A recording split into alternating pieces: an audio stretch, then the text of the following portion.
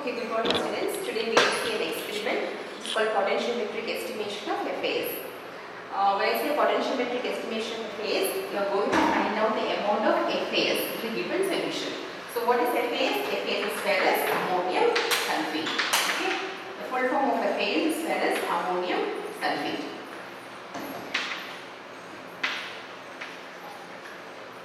We are going to find out the amount of FAS in a given solution by using a standard solution which is called K2Cr2O7, which is called as potassium dichromate. So FAS we are going to find out by using a standard K2Cr2O7. Now it's called as potentiometric titration because it's an instrument analysis where we are going to use the instrument which is called as potentiometer. So today our instrument name is potentiometer. So when I say potentiometer, potentiometer is an instrument which measures the potential of a solution. Okay, so it is going to measure potential. Clear? So potentiometer measures potential of a solution. And how do we measure potential? For measuring a potential, you require a cell, right? So here we use a cell which is made up of two electrodes. One is we require a reference electrode and also we require an indicator electrode. So two electrodes are required here, and the reference electrode we are going to use is calomel electrode. So calomel is going to be used as reference electrode, and calomel is called reference electrode because its potential remains constant. The potential doesn't change in the case of calomel, so we call it as reference. So this we use it as a standard electrode here, and the second one is indicator. Indicator is nothing but we are going to use a platinum electrode. I will show the electrodes to you afterwards. Okay, so platinum is going to be used as an indicator electrode. So why is called indicator electrode? Because when we do the reaction, the potential change will happen, and this change in potential will be indicated to the instrument by this platinum electrode. So platinum will help us in finding out what's the potential change, what's happening in our solution. Okay, so these are two electrodes we are going to use here. So we use calomel and platinum, and this both calomel and platinum will be combined together. Okay, this is calomel and one is platinum. Both are combined together and it is connected to a potentiometer. Okay, this is simple setup. I'll show you setup afterwards. Now I'll tell you what happens is what kind of titration we are going to do. So when you do the titration against FAS against potassium dichromate, so here FAS is ferrous ammonium sulfate which has got Fe into Fe2 plus state. Okay, so in FAS is Fe2 plus state. This will combine with, see this is potassium dichromate where Cr is very active metal here, Cr6 plus, yes, Cr6 plus state. So when these two combine together in the presence of sulfuric acid, what happens is oxidation reduction reaction takes place. In Fe2 plus gets converted to Fe3 plus and Cr6 plus gets converted to Cr3 plus. So what's the change taking place here?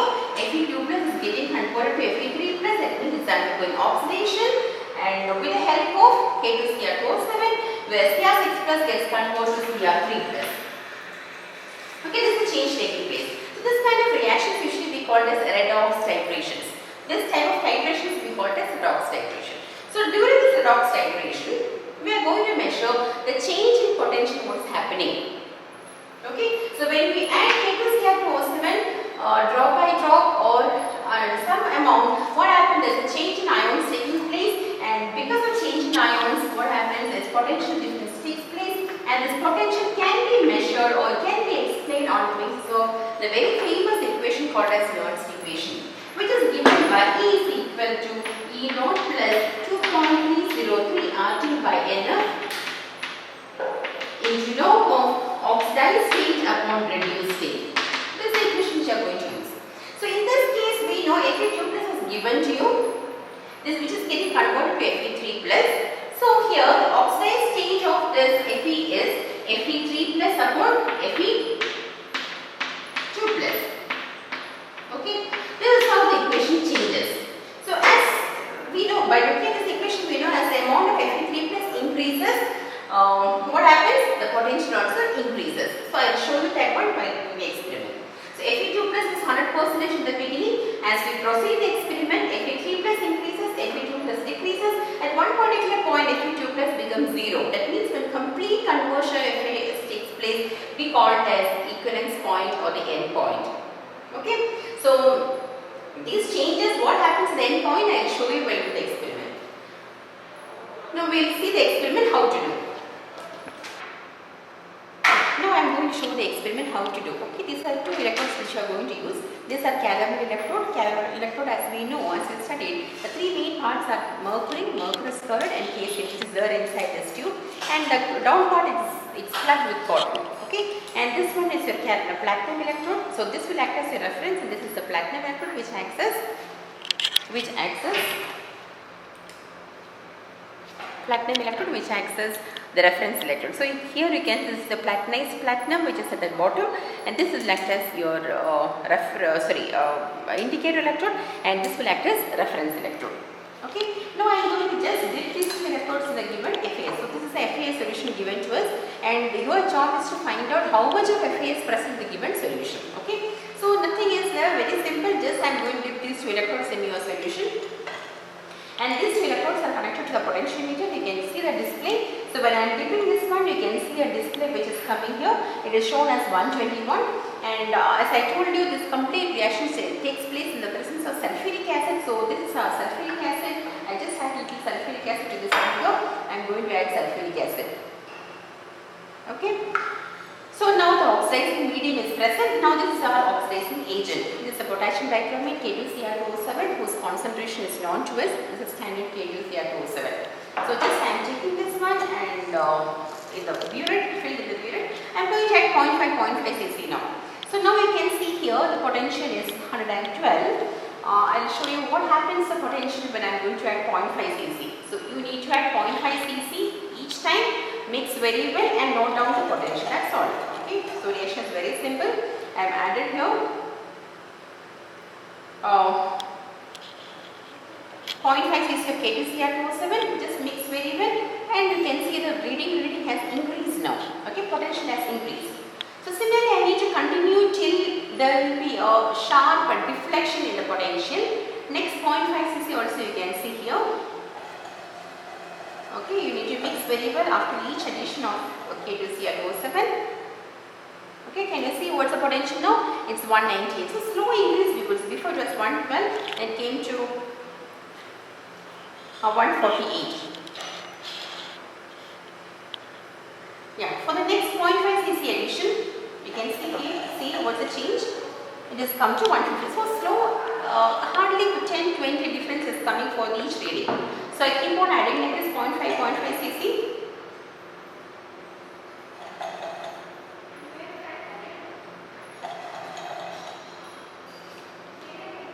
Now it has come to 176.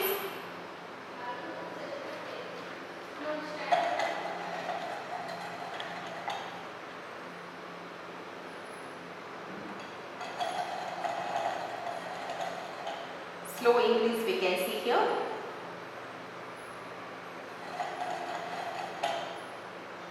You need to keep on adding 0.5 cc till there will be a sharp deflection. Yeah, now I think you can see there is large, not too much increase.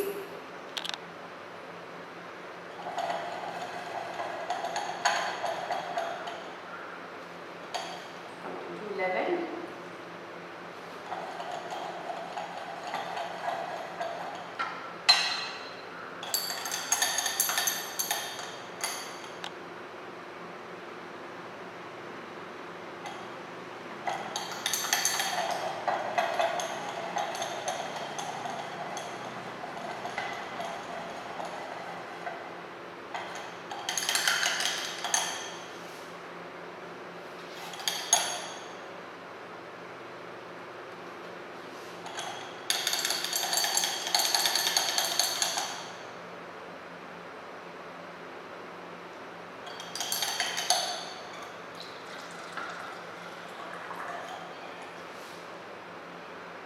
Yeah, I think this point is the deflection point. You can see now the reading is increasing without any stop. So this is a point where the dissipation is taking place, where we can see the complete conversion phase is taking place.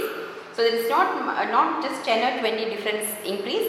There is a large number increase is happening. So this point we call it as equivalence point. Okay. So at this point we can make out it's increasing, it's not stopping. So somewhere when it slows down, you can stop it and take the reading. So before it was at 200, now you can see for just 0.5 cc addition in between, the reading is increasing to very high value. It has come to 436. Yeah, now I think almost has become constant. Has come to 440. A large change in the potential you could see here. Okay, it has come to 450. Now I am stopping here. Now once after you get this large deviation or the high jump in potential, take another 2 more readings and you can stop the experiment. Okay. Now see, after this again a small increase only has happened. After the large increase, again a small increase has happened. It was 450, now it has come to 459. Next for another 0.5 cc addition, we can take one more trial. Come to 468. So this is very simple experiment. Experiment is done now. So what I have done is just taken K2Cr2O7 in the burette, added 0.5 cc, and after each 0.5 cc addition you need to just mix very well and note down the reading. Okay, and this has to be continued till you get a large deviation or large high jump in the potential, and once the jump has come, you take another 2 more trials and you can stop the experiment. Okay, now I will start with the explanation part, what is happening and why it is happening and how can we explain the change in the potential. Okay, I just give the explanation about what has happened just now. We have seen that we added volume in the increment of 0.5 cc. Okay, and for each 0.5 cc addition we have seen what is the change, and the change is happening for the potential. So potential was somewhere around 110, then it went to 120, then it went to 140. So it went on like this, kept on increasing. Now what happened after adding few drops, after maybe around 8 cc I can tell you, it has gone to around 250. Okay, so at one particular point there was a sharp jump in the potential. Now we will see how we do the graph. So if I take this values to plot in the graph of potential versus volume of FAS, what happens is for the zero volume, it started from 100, right? Then there is a small rise for 0.5 cc addition, again a small rise. So I got a small rise for the initial few additions. But after one particular point, what happened? After that 0.5 cc addition, there was a large jump in the potential. So this was happened, okay, at one particular point. Again, after the addition of plateau, again there was only a small increment or increase in the potential. So the graph points will fall like this. When you join the points, you will get the graph like this. This is the nature of the graph of potential. This is actually I am writing potential versus volume graph. Okay. So in this graph, initially this is a small increase, then there is a sharp jump in potential, again a small increase in potential. Now I will explain what is happening here, why it is happening. Okay. So we know that two electrodes, one is platinum and caliber, and platinum I told you will indicate a change in potential. So what happens here is, what is the change taking place? I told you when you start the experiment, Fe2 plus gets converted to Fe3 plus. So Fe2 plus gets converted to Fe3 plus. And according to our Nernst equation, as Fe3 plus increases, what happens to potential? Potential also increases because this is the numerator, directly proportional. So as Fe3 plus keeps on increasing, potential also keeps on increasing. And this is indicated by the platinum electrode. But how does the platinum electrode indicate this? Because platinum will form electrode with Fe2 plus and Fe3 plus. So this is the half cell which is formed here, and this we can call it as a redox electrode. Because it's the same metal having two different oxidation states, so we can call this redox electrode. So platinum will combine with Fe2 plus and Fe3 plus, it forms a half cell, and this half cell is the one which is going to indicate this change in the potential. Clear the first point? Now at which point I told this sharp jump is happening? This jump is happening at the point where the complete Fe2 plus gets converted to Fe3 plus. That means when Fe2 plus becomes 0 and Fe3 plus becomes 100%. That means our equation you can see here Fe3 plus becomes 100%, Fe2 plus becomes 0. So what happened to this electrode? I can show you this electrode. What happens to this electrode? So this electrode will cease to exist because Fe2 plus becomes 0. There is no more Fe2 plus, so this electrode ceases to exist. But as we keep on adding K2Cr2O7, actually we are adding K2Cr2O7 means you are adding Cr6 plus. So Cr3 plus was there in our system. Now as we keep on adding Cr6 plus, the amount of Cr6 plus increases. So we get a new system like Cr6 plus bar Cr3 plus.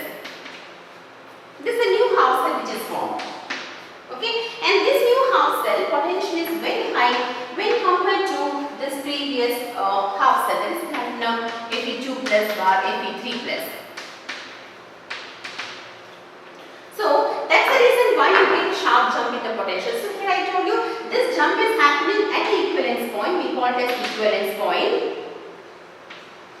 So equivalence point means where complete Fe2 plus or complete FAS is converted to Fe3 plus, right? And that particular point, the jump is happening because of the formation of a new electrode or the new half cell, that is platinum Cr6 plus Cr3 plus, whose potential is very high, and this is trying to attain the potential of platinum Cr6 plus Cr3 plus. Clear this jump? This is a very important point. After again, if you further add Cr207, again we can see an increase in the potential. That's because we are increasing Cr6 plus. That's because we are increasing the oxidation state of chromium. That's the reason why it's increasing. Okay, so this is a graph which you are getting directly from your instrument. But for the examination point of view, you require another graph. We call it as this graph we call it as the first derivative graph. This is called first derivative graph. Okay, in the first derivative graph, you need to find out what is the difference in the constitutive reading of the potential upon the difference in the constitutive reading of the volume of K2Cr207. Okay, so take this del E upon del V.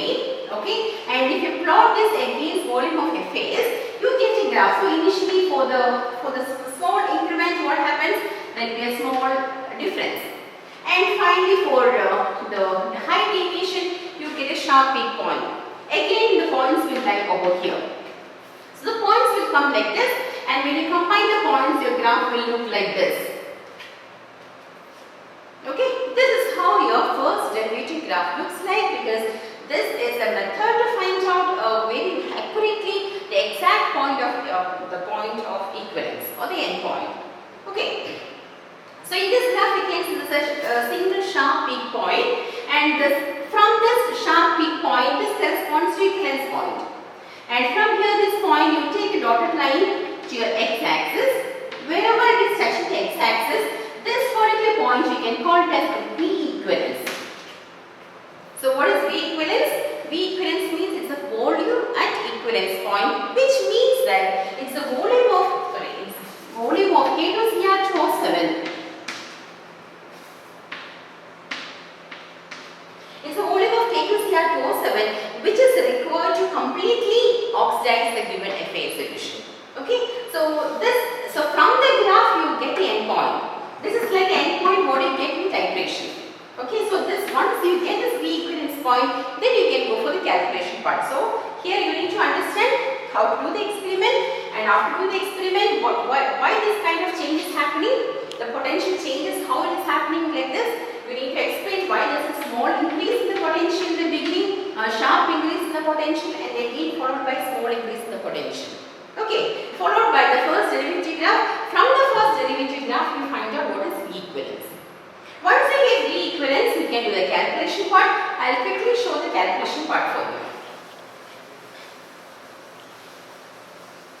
Calculation is very simple. As we know, for any titration, we do the calculation, that is N1 V1 is equal to N2 V2.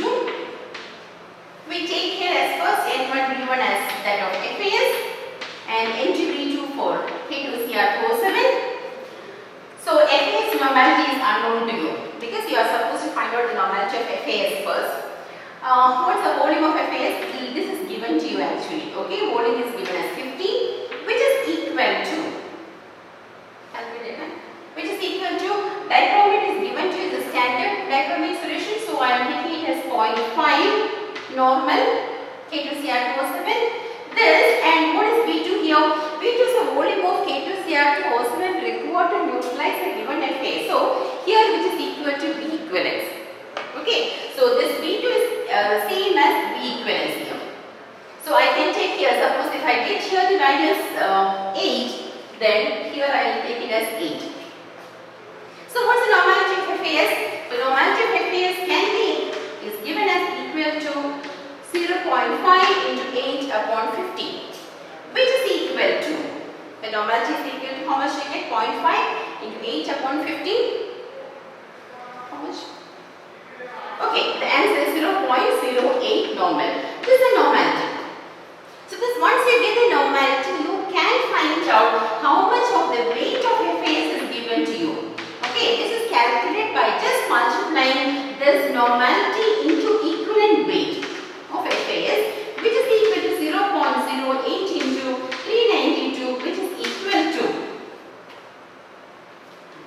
31.36 grams per liter. So this is your answer. So what you got here is how much the amount of FAS per liter.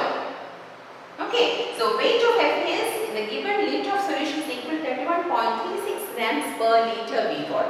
So this is a simple calculation. N1 V1 equal to N2 V2, you take it first, then you take V2 of dichromate from the graph and just calculate first normality followed by weight per liter. Okay, that's about potentiometric titration. Okay, clear? Thank you.